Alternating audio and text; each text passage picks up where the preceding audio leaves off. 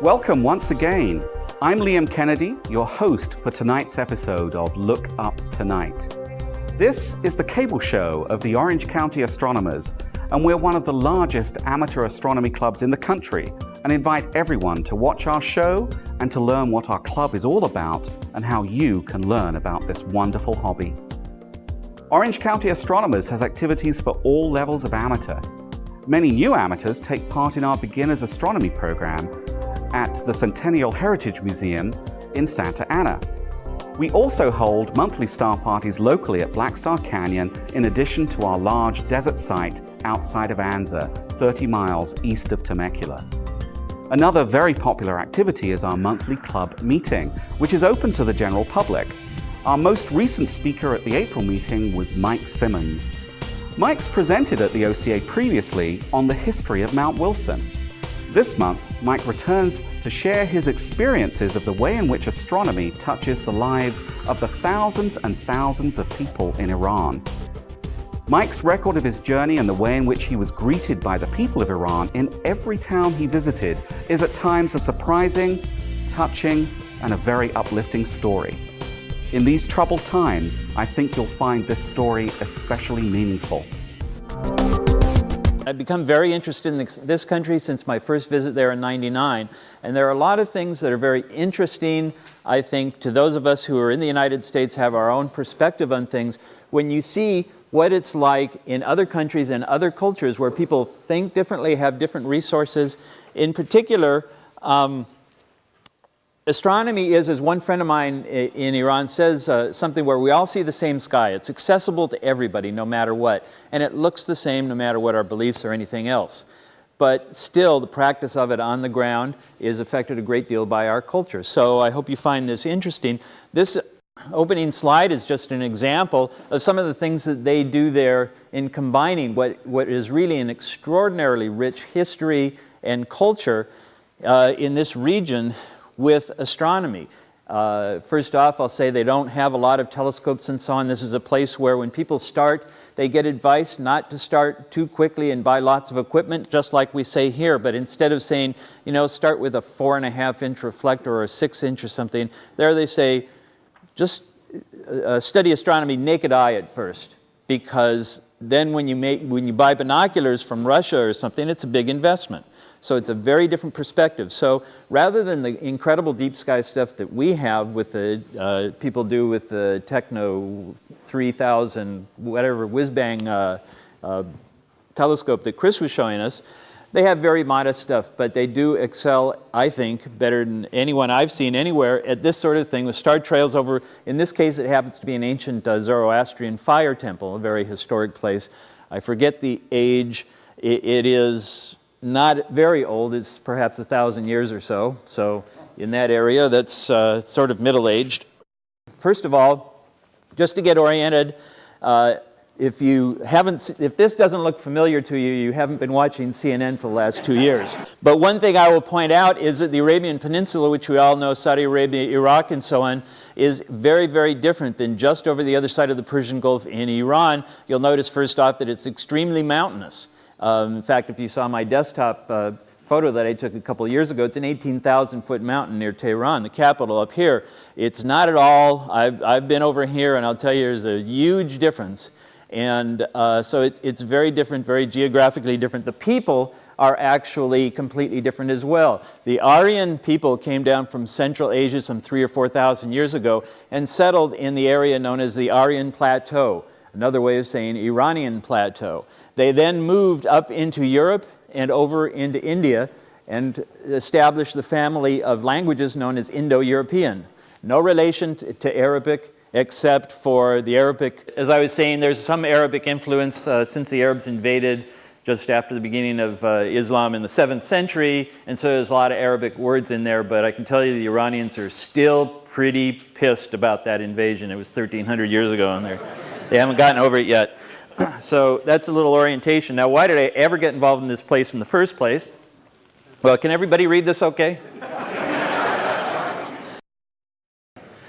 This was the centerfold in an issue of Nojum magazine, which means astronomy.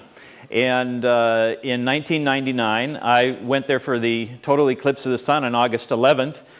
At first, a friend of mine who is involved in mountaineering expeditions, he's the logistics person, really the travel person. I'd gone with his group to Bolivia in '94 to climb a 21,000-foot mountain. It was in the eclipse path, which is a good way to combine a couple of interests, very efficient that way.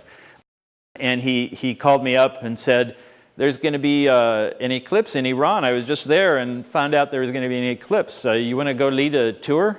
And I said, well, you got to be kidding me. But the more I looked into it, and I'll explain some of what I found. So this was the eclipse path.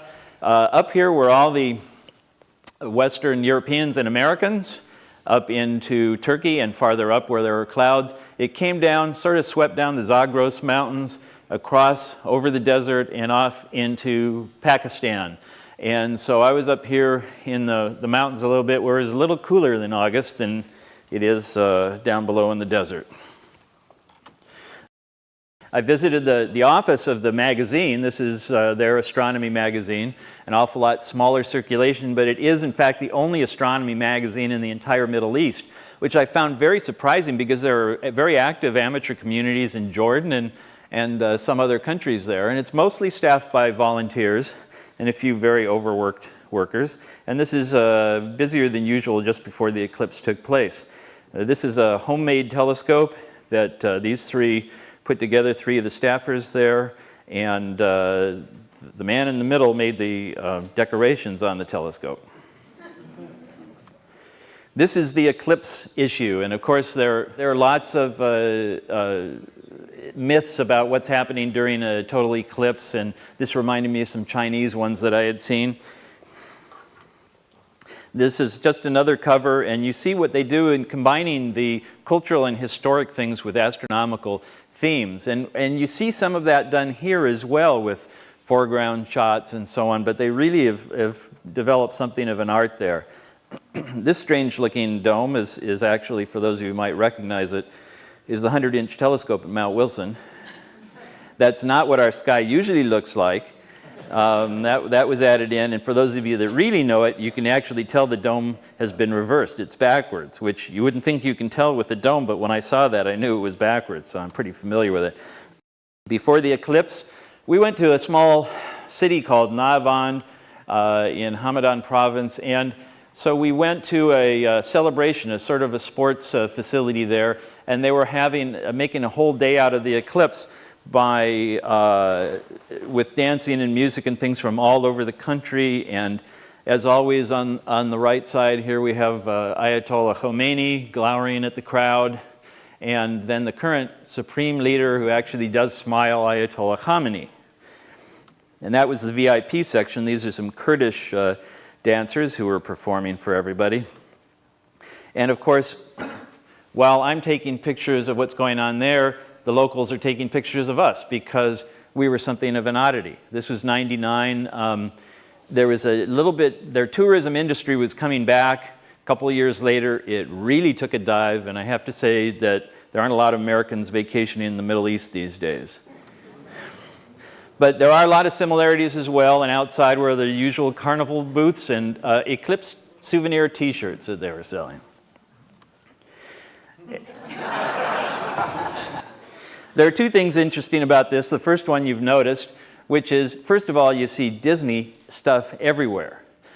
But there are two things wrong with this picture. One is no direct business between the US and Iran because of federal sanctions, although they could buy stuff from other countries. Number two, Disney stuff and most American things are way too expensive for them. So what you notice here is that this is not Mickey Mouse, it apparently is Mikey Mouse. So in other words, it was made there or in Pakistan or something else. So you see a lot of fake stuff. This is a communications center on the hill above the town, and this is where we're going to observe the eclipse from, which is great to get up on a high vantage point and look down on the whole town like this, looking almost in the direction that the shadow would come in. Some of the other observers. Now, the The most noticeable thing, and the thing that everybody thinks about, is the women's clothing. This is not Saudi Arabia or Taliban Afghanistan. The women are supposed to cover their hair, everything but their hands and face. Things have been changing a lot, and they're really pushing the limits, the young people there. But, you know, underneath, they are wearing fashionable jeans, high-heeled shoes, whatever it might be, and they just throw this cloak on over it when they go outside, and usually let it slip. And of course, these were like souvenir eclipse sunshades. Eclipse sunshade, that sounds like an oxymoron. On top of the building there is where the photographers set up. I think there were very, very few telescopes there. Mostly they're doing what they usually do with their own photographic equipment. This is a Swarovski spotting scope, 80 millimeter ED scope, so it's a really nice scope, but it happened to be mine. And it got an awful lot of attention there. There's a Thousand Oaks filter on the front of it. Now, this was my first trip there. It was relatively short. It's something like 9 or 10 days. So I was unprepared for everything that I found there. And one of the things that I had gotten used to is hearing the sound of prayer from the mosques over the loudspeakers 5 times a day. And during the eclipse, before totality occurred here, I started hearing from down below in the town the sound of the call to prayer and the prayer itself sort of wafting up the hill. It's actually, I find, a really pleasing, soothing sound. They have a way of singing that's wonderful. But I knew it was the wrong time, so I asked about it and said, what are they doing? Well, this is a special prayer when there's a special natural event, giving thanks to God for this gift of a natural event like this. And they would pray during the entire thing from the beginning to the end. I said, what about during totality? So, well, they'll go out and look at that. So they're not fanatic, but they are thankful. After the eclipse, I was surprised, this was the first time it had happened, but it turned out to be a regular event, that students, young people, would come up with books and ask for my autograph. I had no idea what it was that they wanted. I still don't really know. I just know that everywhere you go, people approach you. They are, believe it or not, nobody believes this, extremely pro-American. So you can sort of forget about all the sound bites you see. There are even explanations for that, what you see on the news. And they just want some sort of a souvenir that shows that they met an American here. And after the eclipse, here is the special issue, the eclipse issue of Astronomy magazine again. And this was another example of the same sort of thing. We're visiting a historic site, and this is a school class, a field trip. And I asked my friend, is it okay if I take a picture of them? Because I didn't know if it was sensitive to take pictures of the women and so on. He went over, it's one of those places where you have to be careful what you say you want, because they'll make sure that you get it. It's known as excessive hospitality. You really have to be careful.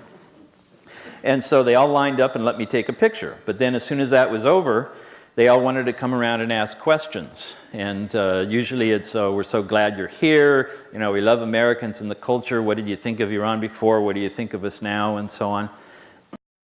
So this sets a little bit of the background. Now, there are some astronomy facilities. This is a small observatory in northern Tehran, a fairly well-to-do area. And it's a very pleasant setting. Now, it's a fairly big dome. This is a very nice telescope. It's a Zeiss Maksudov. It's been there for quite a long time, probably since the Shah's time.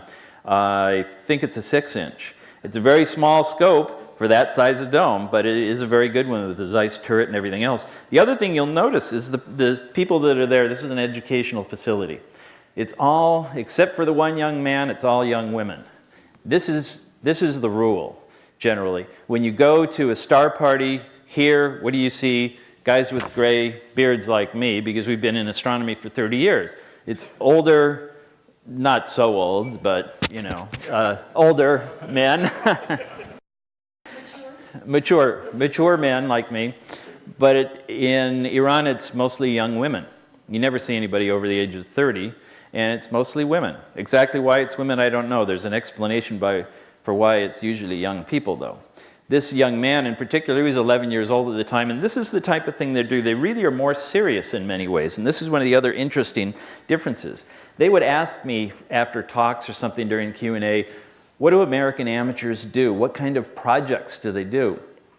And it was hard to answer because what most of us do or have always done is we go out with as big a telescope as we can get and look for you to push that button on the control that says find obscure NGC object, or get a $10,000 CCD camera and spend, take a few images and then spend the next few months processing them to make them look like they were taken by the Keck. Successfully, quite often. They don't have those options, and it's sort of a more basic interest. They're interested in at a more basic level like I was and some of you may have been when we were kids a few years ago. And so what he actually did, he had a small telescope, and what he did was plot.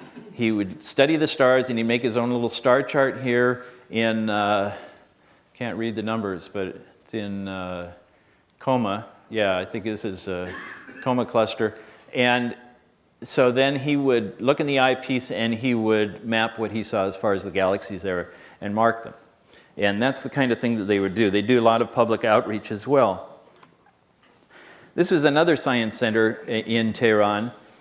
I found this interesting for the juxtaposition of this ancient, very famous alchemist from several hundred years ago and the model of DNA next to him. And that's the kind of juxtaposition and contradictions that you see everywhere there.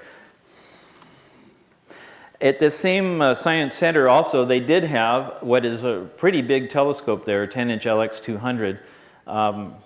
They have a pier pouring down at the base down below here, but then the tripod's set up over that because they don't have a pier for it. And this is just open to the public, and it's used for public observing. I was there during the planetary alignment in May 2002, so there was a lot to look at then. At the same place, they have a planetarium as well. Not quite like what Chris will have on the Queen Mary. In fact, they couldn't afford a regular planetarium in a sense, so what they did was got up there on the ceiling and painted this on. So this is sort of homemade.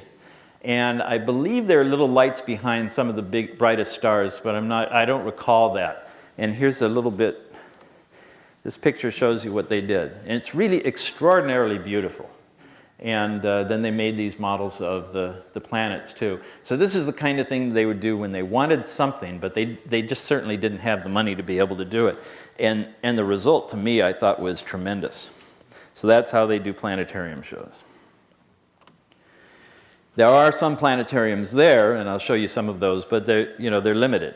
This is a special high school, and one that a friend of mine teaches at, so I visited there.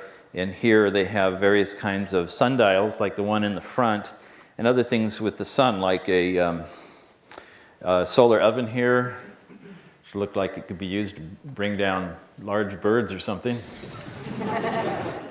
So they had a lot of science projects there, and these are pretty advanced kids. And they actually, this is very unusual, they have a few different telescopes here. It's a very privileged school. This is actually a school where some of the government leaders' sons go. And education up to college is segregated, boys and girls. Colleges may or may not be, depending on what kind of a school. If it's a religious seminary, they're segregated. If it's a more reform type place, then they're not. There's also a science museum that was there, and again, it's a sort of a basic kind of stuff. In their Hall of Flight here, a Wright Flyer, and Lilienthal glider, and something older, which I forget who it was that flew around in that thing. I don't recall. Oh, and a model of a Sputnik over here, I think. And another school trip. So this is a docent at the museum. Extremely well-behaved kids. They also had like a human-sized kaleidoscope. So I had to go in there and take as many pictures of myself as I could in one shot. So it's fun. And this is the director of the Science Foundation. making use of one of the other simple things that they have there. So basically the idea is they do a lot with little, and it sort of reminds me of, 40 years ago here, something like that, before all the electronics got involved. Well, anything American is generally good. I was really surprised that this is very well known. It's very unusual. There is no McDonald's. There is no Coca-Cola. In fact, there's no Pepsi-Cola or Coca-Cola anymore. They have instead Parsi-Cola. Parsi meaning Persian, which is Iran used to be called Persia until less than 100 years ago. And so I guess they try and make American-style fast food, but I don't usually eat it here, and I wasn't going to try it there. And in the Islamic Republic, they also have beer, and it's advertised everywhere. It's non-alcoholic, however. And I only know it's beer because they told me, because once I tasted it, I can only say, if you go to Iran and you like beer, don't drink this stuff. But I guess they don't know any better. In fact, well, that's another misconception too. If you want beer, you can get beer. You can't order it in a restaurant or something, but anybody who wants it has it in their home. So everything just sort of moved inside. Another thing that you see quite often, again, just cultural, and the differences in culture, I think, you see these murals and pictures, large and small shrines of all kinds of things of martyrs. And the martyrs are generally soldiers that died during the Iraq-Iran war, which killed up to 500,000 Iranian men, really devastated the country for quite a long time. These are very common to see. You notice also even here, there are astronomical themes. There's always the idea of heaven, and there are planets and so on. And so it's sort of a more literal depiction of heaven, perhaps. Okay, here's something ancient and astronomical. This is a Kuduru stone, which is a boundary stone. And this is in the National Archaeological Museum, the National Museum of Iran.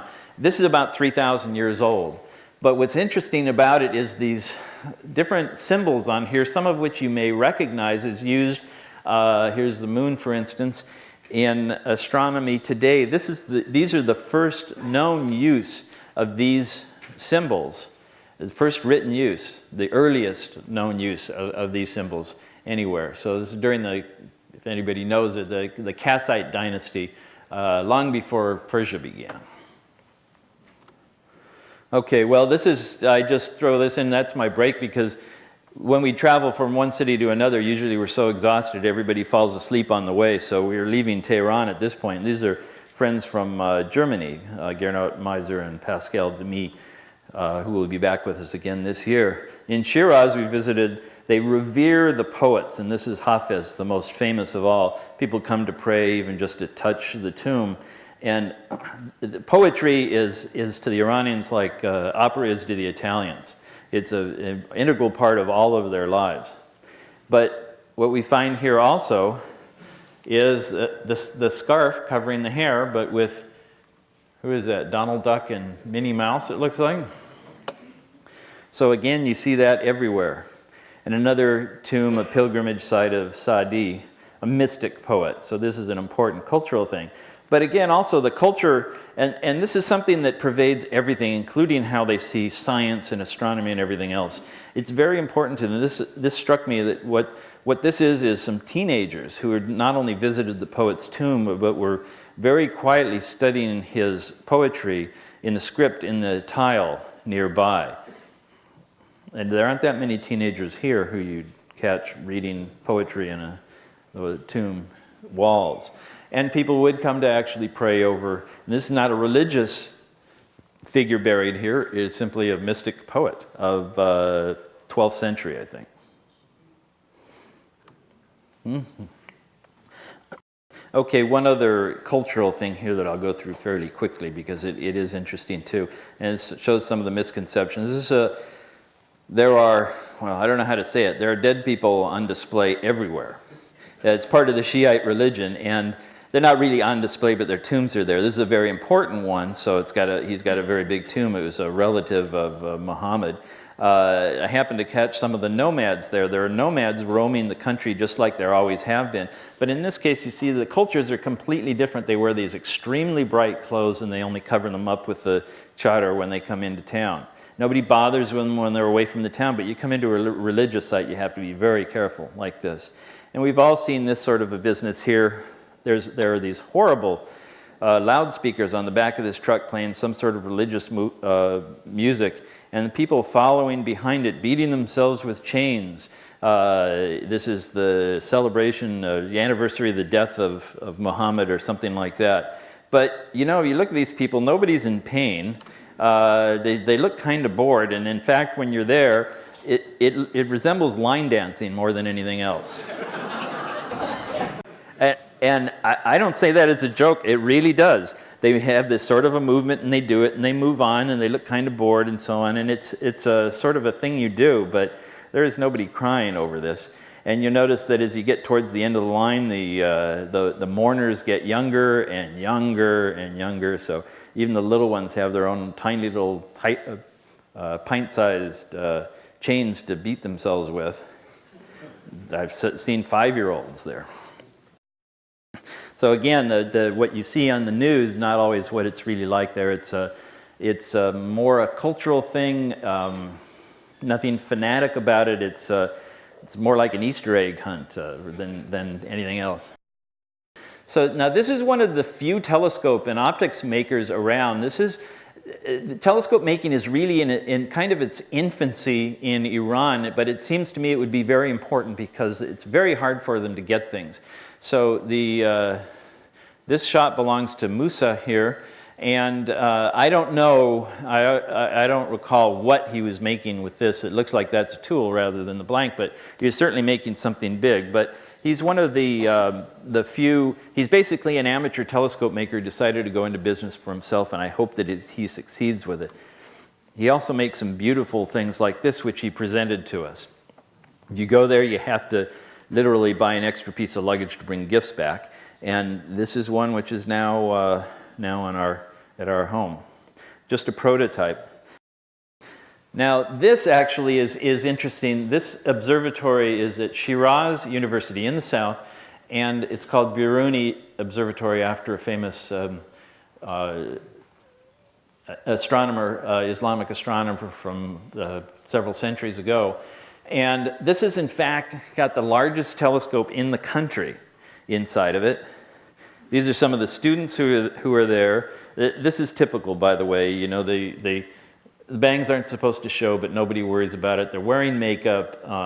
The coats have kind of crept up until now they're above the knee. So there's nothing very, some people will wear it, you know, are very religious and they'll wear everything, but others, they just sort of don't bother. And the reason they get away with it now is that after the revolution, just over 20 years ago, there were 35 million people in the country. And Khomeini wanted everybody to have more children to become soldiers for the revolution, to spread it out throughout the region. Well, after he closed the nightclubs and the theaters and everything else that was fun to do, I guess they figured, children, okay, that's something to do. And so 20 years later, he had twice as many people in the country. Well, the problem is now they've got 70 million people, and 70% of them are under the age of 30. None of them remember the revolution, nor what it was like in the Shah's time. They don't care about the religion that much. They care about their culture. They're extremely proud and nationalistic. But they have the internet, they have satellite TV dishes, and they're really more interested in going to the US or something else than they are in the religion. So now they're pushing the limits, and there's really nothing that the hardliners can do about it. It's just a matter of time. It's a slow, quiet revolution. Nobody wants it will change, and there's no question about that. But nobody wants a violent revolution like last time. So this telescope is a 20-inch Cassegrain. It was made in the 1970s by, I think the name was Astromechanical in Houston, Texas. Maybe somebody else here remembers the company. I recall it from when I was a young amateur astronomer, but it was purchased by an American who was teaching at Shiraz University at the time, and has stayed involved even though he's now back in the US, but will be over there next month for the conference we're going to attend. So this is a 20-inch Cassegrain. There is a 24-inch somewhere else in the country, but it's not operating. So this is the biggest one that they have. And here, of course, there are a lot of amateurs with bigger telescopes than this. Here's the photometer that they are still using, photomultiplier tube, and 1P21 probably. It's ancient. I haven't seen one of these operating in a long time, but they keep it going, and they've got a very active graduate program doing variable star work. So they make do with what they have, but I can tell you, nobody would use this here now. You're better off with a modern CCD camera for photometry. Oh, and everywhere you go, we were there, I gave a little talk, they threw out enough food there for more than about 10 times as many people as were there. So that's always part of their hospitality. There are also ruins just about everywhere. This happens to be at the first capital of the Persian Empire. It's about 2,500 years old. This is one of the ancient palaces. There's only one of the pillars that's still standing. But this is the kind of place where they go for astronomy. They observe from amongst these things, and they take nighttime pictures, maybe illuminating the columns and so on. And I'll have a collection of some of those later on. This is the most famous of all, Persepolis, which is about 100 years newer, and was burned down by Alexander the Great when he invaded Persia. And a few more things, and this just of historical notes, these engravings, not engravings, they stand out from the stone. Relief? Bas-relief, okay, thank you. And this is close up, and each one of these is historically correct. It represents one of the different types of people who were subjects in the Persian Empire at the time, coming to see the king, bringing gifts of sheep or various other things in very fine detail, close to life size. And this is a very common theme, the horse or unicorn and the lion. But nobody's quite sure exactly what it means, and it may have some astronomical theme after all too. It could be a bull and a lion. Some people think that has to do with Leo and Taurus and how they are in the sky, and how as the sky turns, the Leo sort of comes down on top of Taurus, but they haven't been able to confirm that. The tombs of the kings or the very old shahs are built into the sides of buildings, of mountains like this, and there are in fact some areas where it's sort of like a valley of the kings, and another place where they like to go to observe amongst the history of their country. This is something you see commonly everywhere. Just throw out a tablecloth and put some food down and have a picnic. That could be any place, could even be on a sidewalk someplace. They're very oriented towards nature. Another part of the astronomy, I think, because astronomy is really a part of nature, and while we don't think of ourselves as nature lovers by going out at night and looking at the sky, it really is part of nature, so to them it all ties together. And these are in fact more of the tombs with the kings inside here. You can see the very large door, sort of dwarfed by everything else. Oh, and so we stopped for a break at a traditional tea house where you sit on a platform and drink tea and smoke a water pipe if you want to, and the doorman in a traditional outfit. Although every traditional outfit is different because there's so many different cultures that have crossed through there that they all have their own dress. There are 70 different languages spoken. And again, here you see the older guy using an abacus and the younger guy using the electronic calculator.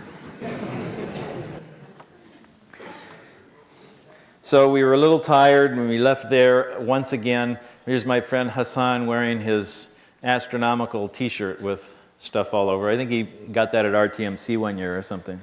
He's actually an American citizen as well. We visited a small town. This is a rural town where they're more conservative, agricultural town that's sort of out in the middle of the desert. But this town is different. This town has gone crazy over astronomy. I've never heard of anything like this in the entire world. And here they welcome the arrival of the astronomers of the USA and Germany, our two friends, to our city, in English as well as in Farsi. So we stopped to take pictures of that because we thought that was incredible. But little did we know that everywhere we went there would be more signs. This was the place where we were going to speak to a crowd there. And they were just thrilled to have us there and to have this contact with scientists as they viewed us from America and from Western Europe. And in fact, this sign was particularly noteworthy because it was by the Bazari, meaning the business people of the town. These are the most conservative. And for them to have put up a sign welcoming Americans to this little conservative town, they thought was really remarkable. There was another thing they were going to do to show us the very highest honor. I found out about this later, but our friends from Tehran talked them out of it, which was they were going to slaughter an animal for us when we arrived. And apparently they were going to honor us by not having it be a sheep or something, but a cow. And the vegetarians amongst us would have probably not appreciated that, but he had to convince them that this is probably not the best thing to do, but still it was an honor. My wife started to grab some pictures of this, so they're very slow exposures and they're very hard to see. Before we spoke, there was a very religious sort of a film. I didn't understand what was going on. I would see people in Mecca going around the Qibla, the tomb there, various religious things, various things showing human life, what the world is all about, but interspersed with a lot of heavenly types of things like this.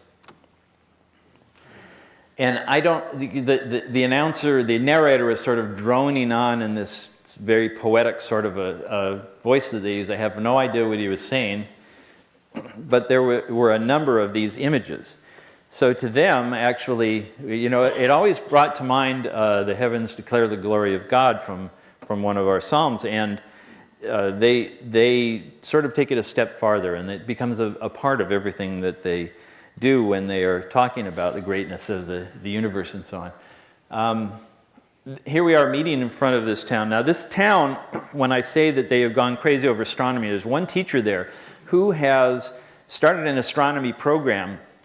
He's gotten it to the point where he's got the whole town involved in astronomy. And in fact, they're building an observatory which is being funded entirely by the townsfolk. The women are selling their jewelry to raise money. So there's no government funds or anything. So this is really extraordinary. Now this is the youngest member of their astronomy club and the oldest, and I suppose he's the most average. I don't know why he's...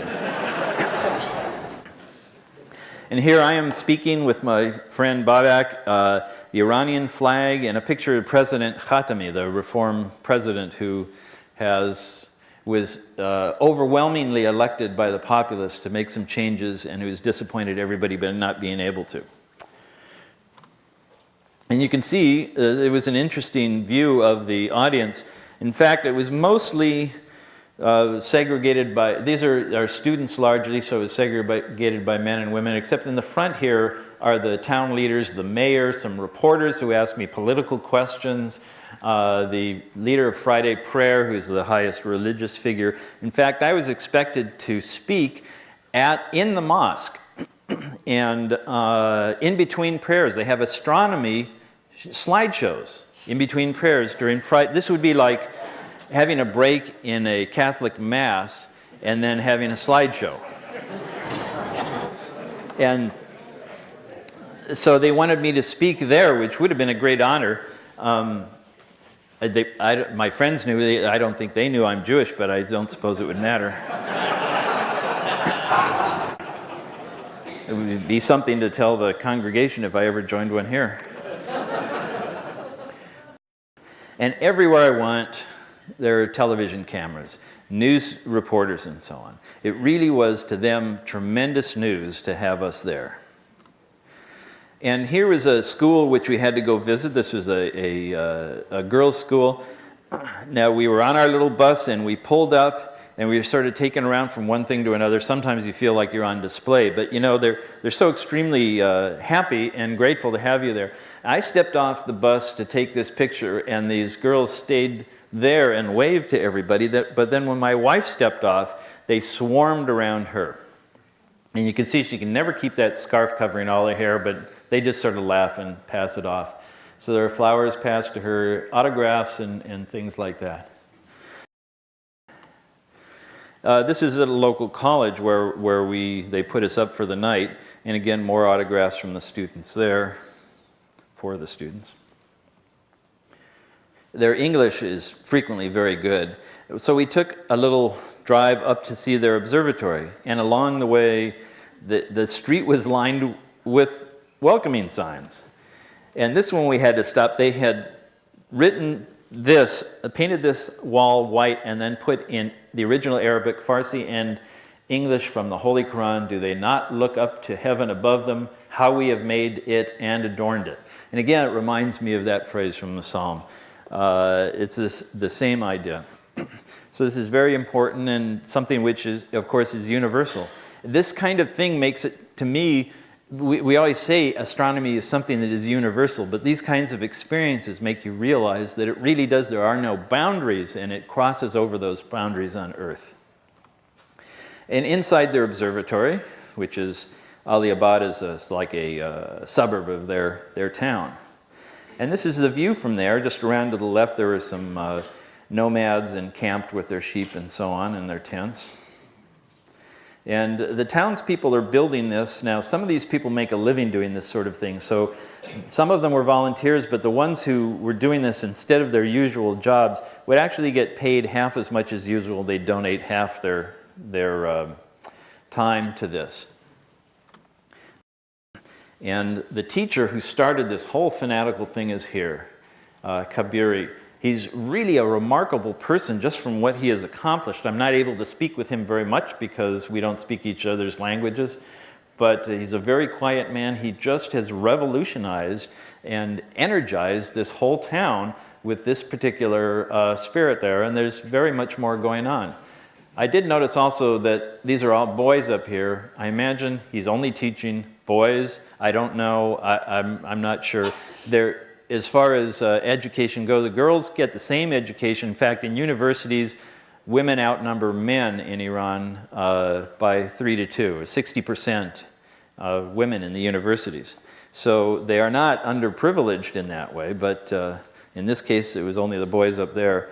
And this, I don't know where they got this, a C11, which is an extraordinary telescope for that area. You know, since they're so interested in astronomy, and it's so important when they have a star party, it's announced in the mosque and everything else. We're going to have a star party, everybody come out.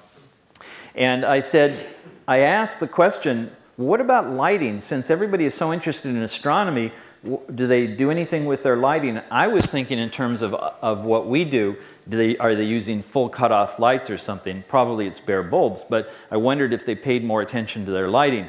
But he took the question a different way. When I said, what about lights, for astronomy? He said, oh, well, when we have an important star party, we call up the government and they turn the power off to the town.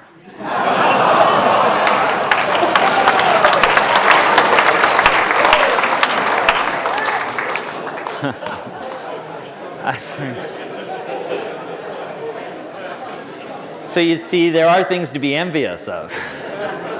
I said, well, what do the people say about that? He said, oh, well, they don't know. It happens all the time.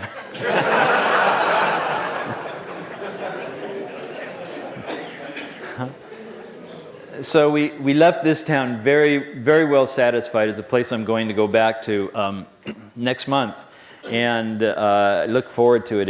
It's really extraordinary, the enthusiasm. It's one of the reasons why I enjoy the things that I'm doing in Iran, because they are so enthusiastic and they have so little that the appreciation is really extraordinary. It's like a tremendous investment. Every little thing you do goes a long way because it's just soaked up.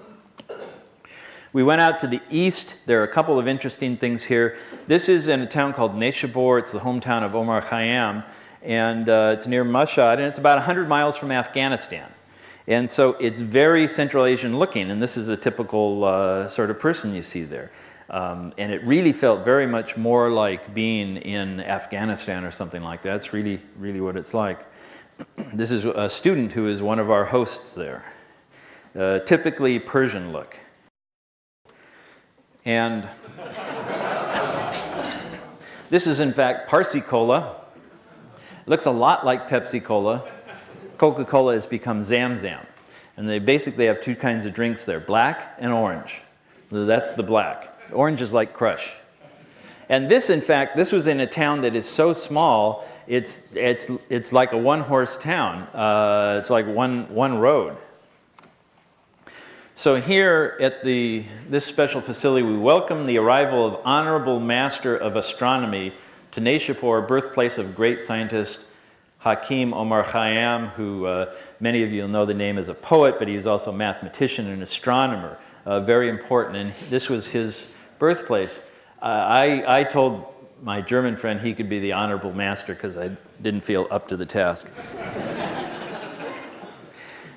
And of course, we had to meet with the leaders of the town, and we were hosted at a small agricultural university there, where they wanted to show us around. Oh, yeah, this is nothing to do with astronomy. It's a good story. This guy here, basically, he was with us the whole trip, but it turns out nobody amongst our hosts knew who he was.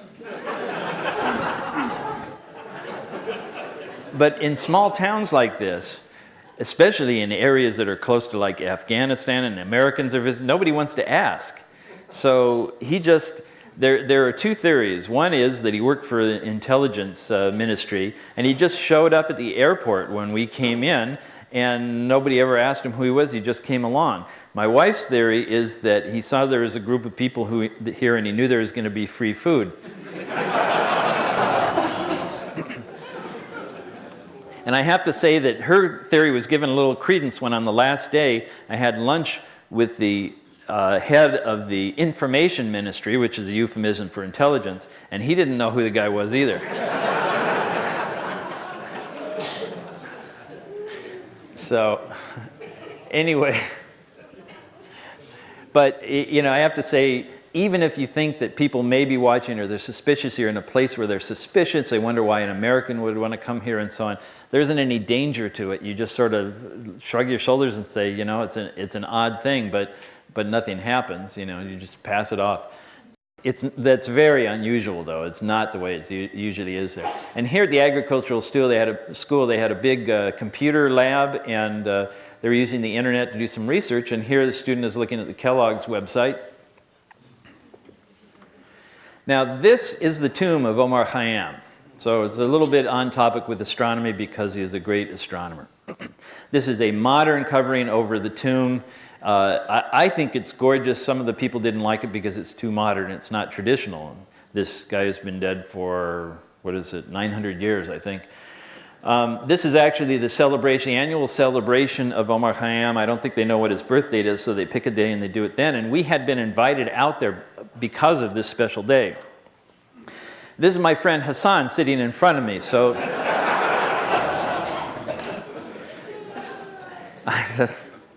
if you knew him, it would be even funnier, believe me. I just had to take that.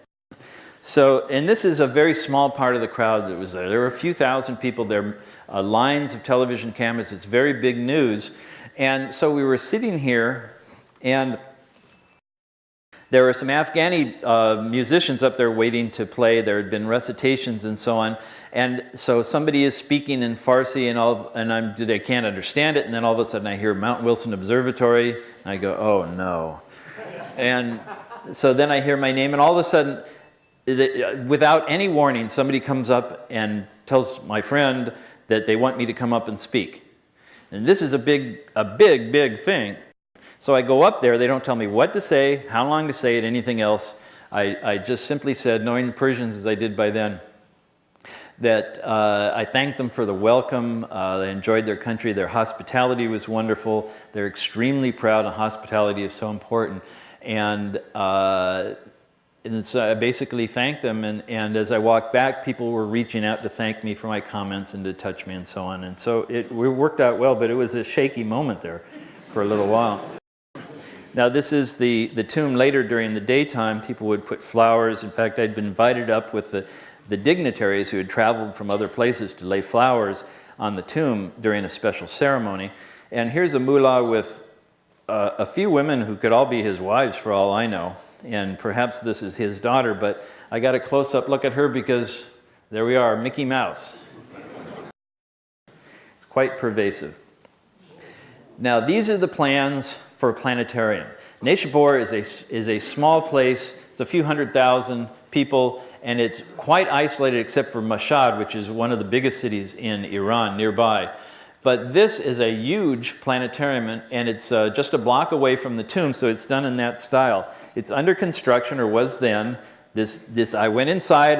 This is a planetarium. It's not a nuclear reactor. although I did tend to glow a little bit when I came back out. But it's a very large, I believe it's 20 meters, and it's like 66 feet across, and stadium seating, and it's going to be an incredible facility. The only thing we just don't see how it can be supported that far out. But this is the director. He lived in London for a long time. They have architects and other people who are all lived in the U.S. or London, and this is their hometown. They came back to build this thing. So it's really quite extraordinary. And I'm hoping to find out on this next trip how they did. This is another tomb. You'll see this in some of the pictures I'm going to show. It's called an Imamzadeh. It's an important religious person, and the size and how elaborate the thing is depends on how important the person was. And people come and they just travel to these things and pay homage. And there's my wife standing out in her white coat at the time, and up to her knees, and white tennis shoes. And she's speaking with some of the people there, because you're approached all the time by people when they see you there. And they wanted their picture taken with her new best friend.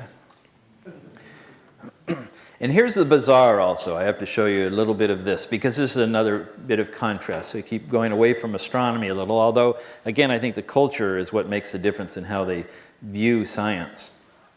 So this is a few hundred years old, which is not very old by Iranian standards, but it's a traditional bazaar. But you can see, I didn't take any pictures into it, but you look into some of them and it looks like a Save-On drugstore or something. It's got all the stuff people go there to buy. It's just the mini mall. But there are traditional things there as well, such as this shepherd's outfit, which is meant to keep them warm in the hills of this very cold, remote, mountainous region. And it looks like it would be great for astronomy, in fact. I should have bought it, except I'd probably take a whole suitcase just to bring that back. And while most of the people will go into a shoe store that looks like something we're familiar with, I spotted this older guy fixing shoes in his little shop. And this is a contrast here too. You know, people, they've been invaded from every direction for the last few thousand years, and people go back and forth. It's a real crossroads. And these kids were just following us around. The kids aren't shy. They come up, they follow you around, they giggle, they want their picture taken, they run away, they come back. And these were three best buddies. Now, this one really looks Persian, but this one looks to me more Indian, because we're not far from Pakistan, and this one looks more Mongolian, more Chinese. And we're in an area where all of those come together. And then the whole area through Central Asia, you see this mix as you move just a little ways. So the cultures mix that way. And of course, here's some kind of fake Nike thing from Jawshan Sport. Just Do It, 2000 Nike Air. Not from the US and probably not licensed to them either. A street musician, only in this case a traditional instrument which is either Persian or Afghani, and there seems to be an argument raging about that. But I thought it was just an incredible face, and I like to take pictures of them. And so that was a really tiring trip. And so one last place, and I will finish up. Esfahan, this is the most beautiful city of all. It's known as a jewel of the Middle East. This is taken from the balcony where the Shahs used to watch the polo matches. Polo has been stripped out and the fountains put in instead. There are mosques on 3 different sides. So this is actually the largest open-air square in the world. And this is the Imam Mosque is what it's called now. Any reference to Shah has been taken away and replaced with Imam, referring to Ayatollah Khomeini. And the tiles here, these minarets are over 100 feet high. But all the way up to the top, they have this kind of detail in them, in the tiles. And this lapis lazuli and yellow is traditional of Esfahan. I see it now, and I know it comes from Esfahan. It's just really extraordinary. It took an awful long time to build this. There are more things about the mosques I'd like to show, but there's not enough time. This is really an extraordinarily beautiful city. This is astronomical in nature, in a way. This is a noon indicator. This runs north and south exactly. And during the morning, the shadow of this will be on this side. When the shadow reaches the point here where it just disappears, they know that it is local noon. So that's astronomical. The reason they want to know that is that's when noon prayer is supposed to begin. So they don't use that now. They're going to use an atomic clock or something, or GPS or whatever, but that's what it was there for a few hundred years ago. The Esfahan has got a very nice river with some 30 or so bridges running across it, and these are, people stroll there in the evenings. It's a very hot place in summer. Spring is nice. And the families tend to go there, and men will lay out in the middle of it, and there are actually shops and tea houses down below on the lower level. It's much cooler there. We visited the Astronomical Society there. I believe it's bigger than OCA, in fact. I think it was 900 or 1,000 members. And somehow I found that they had a picture of me on my deck at my home. So hopefully it was just that one of my friends gave them this picture of me. But it had various things about me here, and I could pick out a couple of words and see that it was me, but I can't really tell if they're saying bad things about me. And I wasn't giving a talk, we were just visiting, but to them that was a big event as well, and we were guests of the city. And here they have an Ariane and a space shuttle, as well as many other displays and things from around the world from other astronomical societies. But this is their most common astronomy activity. A star party, but not like we do here. We do public star parties here. That's what they do most of the time. This is a huge club. They have their own headquarters. They're well supported by the municipality. And on the roof of their headquarters, they bring out some of the many telescopes that they have, and they hold a star party for the public. Now, this was during the alignment of the planets in May of 2002, so there was a lot to look at, and you'll see everything's pointed towards the west where the planets are. Big telescopes, small telescopes. I asked them if they ever take some of these scopes out to the dark skies, because they're on the edge of the desert. They can get into extraordinarily inky black skies fairly quickly. And they kind of look kind of funny, like, yeah, some people do that sometimes. But really the outreach, the educational aspect, it's the knowledge, the interest of it that interests them. And so this is what they usually do. Sometimes they'll actually have activities where they make posters, other displays, anything for public outreach and education. This is one of the 5 12, I think it's a 12-inch LX200, or is that a 10? I've forgotten now.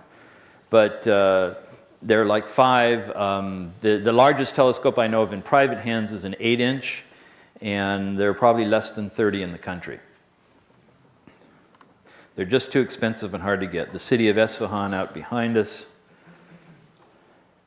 And the moon and a few of the planets, Venus and Jupiter, I think, and I don't remember what's where now. Maybe Chris will remember it. I've forgotten. So from there, we traveled back to Tehran. I wanted to throw in just a couple of things because it's so unusual. These are the these are Kurdish nomads traveling just like they always did. They cross the highways. They travel along the same routes. But when we stopped to take pictures of them, they came up to invite us. People always do, they invite you to their home for dinner.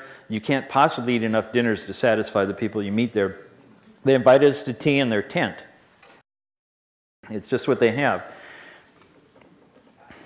This is a typical transportation in small town areas, agricultural areas. And of course, we couldn't speak with each other, but he saw me in my camera. He tapped the donkey with a stick, and he stopped, and I took the picture, he tapped it, and he went on, and that was it. The historical things, this is many centuries old. They were going to build something here. Nobody knows exactly what it was for. But I throw this in to show you an idea of the scale of some of these things. Here's one of our friends standing down here. So this would have been, if you've seen, for instance, Abu Simbel in Egypt, this would have dwarfed it. But nobody knows exactly what it would have been. This is another Imamzadeh, a place where people would stop. This is on a high pass on the way through the mountains. People would stop here and visit the tomb of whoever it was and get something to drink, and it's a good place to rest. But we passed this way again at night, and so I got a picture of this by the glow of these lights, a little bit of twilight, and Venus and Jupiter above it. And this says Allah. And always stopping for a break for tea, which is quite refreshing. The mountains are really quite extraordinary, especially in spring. This was May of 2002. This is an 18,000-foot mountain that's visible from Tehran, not at all the desert that most of us think of. The only place I've been that has as much variety geographically is California.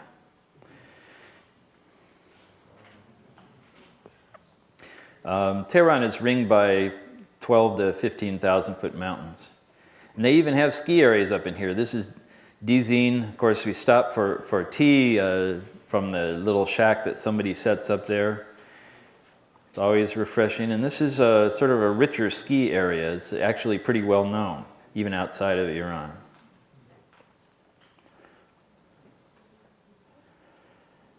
Well, I took this not because of this house, but because there happens to be a Sasanian fort built above it, which is about 6th or 7th century. And they're just everywhere. One side of the mountains is barren and desert like we're used to out in our own deserts. The other side, where the rain comes in, is lush. They refer to it as a rainforest. I don't know if it's quite that wet, but it's wet enough near the Caspian Sea here to grow rice.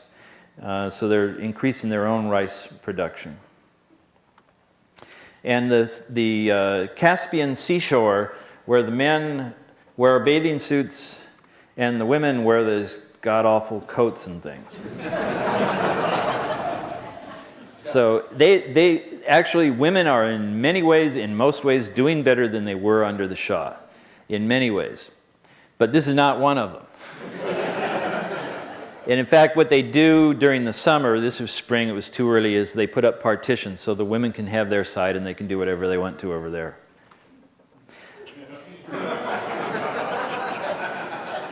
Okay, now I realize those two pictures together look kind of funny. I didn't realize it till this moment. Whoops. Oh, this thing is, I tapped on here.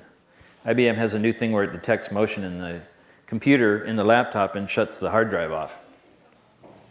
This is a very important part of astronomy there. I think I'm running over, so I'll get through this very quickly. These are commercially made in Isfahan. So these are Iranian-made 150 millimeter binoculars, and they are using these to sight the early moon. It's very important in Islam. This is a workshop for early moon sighting about how it can be seen when and where. It's an annual workshop. Religiously, it's very important because the Arabic calendar starts each month with the sighting of the new moon. In fact, the Persian calendar is solar, like ours. It's the only one that's actually astronomically based. It begins at the beginning of spring, the first day of spring. They call it Nowruz. It's at the vernal equinox. Everybody stays up till whenever it happens to be. That's when their New Year's celebration is. And it goes on for 13 days, so they know how to party. But the early moon sighting has become a very important cultural aspect, and it's something which the young astronomers there like to do because it's something they can do with binoculars they can get a hold of. That's something like 30 hours old, so as a photograph, that's pretty early. Well, I think this is the final sequence, that you may be glad to know, but you have to see some of their astrophotography. In this case, it's Orion, either rising or setting behind this tree, and I believe it's Leonid meteors in here as well.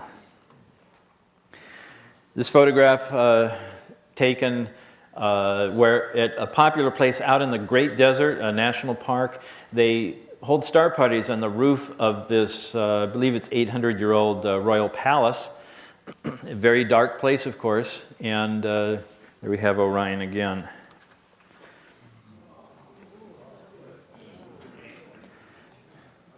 And honestly, I think I've seen this kind of thing from here, but they've really fine-tuned. It's a real art for them.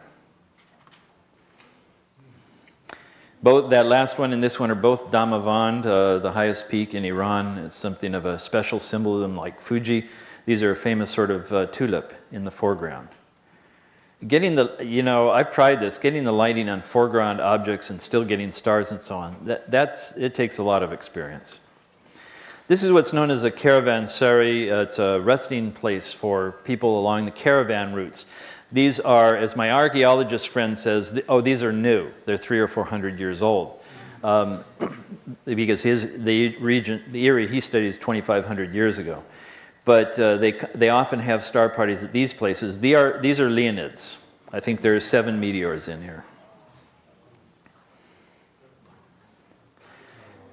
This is in Esfahan, their famous, one of their most famous bridges across the river, and the planets again in alignment, and I can't identify which is which. This, in fact, is a lunar eclipse, January 2001, I think it was, and this simple structure in the front is the tomb of Cyrus the Great, the founder of the Persian Empire. He wanted something very simple, and this is at Pasargad, his capital. I'll just mention that the Venus transit, Dave was saying you couldn't remember where I was going. This is where I'll be for observing the Venus transit, set up next to Cyrus's tomb, because for one thing, it's close to the guard shack, so there's power.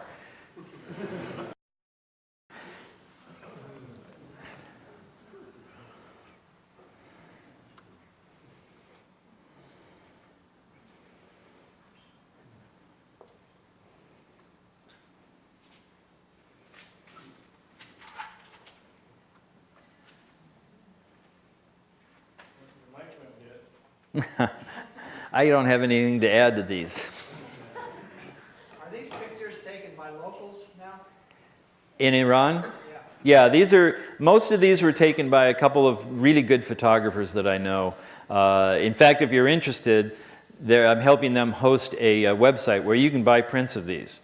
And they've given me some, and they're really, really striking. So these scans don't do them justice sometimes, but I can tell you where that is. Well, the Venus transit I'll just mention, I won't go into all of this. We've had 6 Venus transits since the telescope was invented. Only 5 of them have been observed, and that one of them only by 2 people. So this will be the first one in 122 years. And the reason I bring that up is, and this is not the reason for the talk, but the timing is good, so I'll mention it.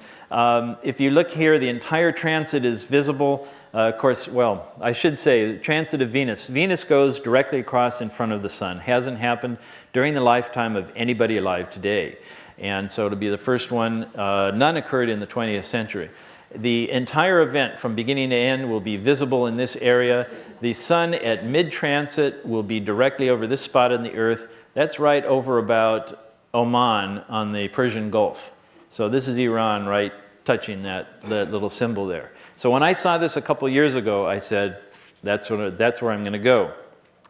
And the last slide, if you want to see my webpage with lots of pictures and stories and things, Nojum magazine, they have an English page. And if you're interested in coming along with us for the Venus transit and a tour and same sort of activities as you saw here, our webpage for that is at the bottom, and I have some brochures over there that you're welcome to take with you and think about it. So that is the last of them. So thank you very much.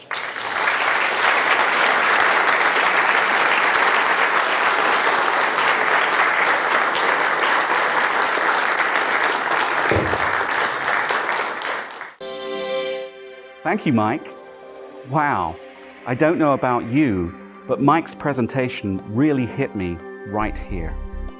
I know I'm not the only one who was inspired and affected by the story he tells. The OCA is sending a set of these cable shows on DVD over to a couple of the astronomy clubs that Mike visited. We hope this will provide our fellow amateur astronomers in Iran with access to some of the great presentations we enjoy every month. Thank you for joining us this evening. We're looking forward to seeing you again at our very special main meeting featuring a presentation by Charlotte Herschel Farquharson, the great-great-great-granddaughter of Sir William Herschel, the discoverer of the planet Uranus.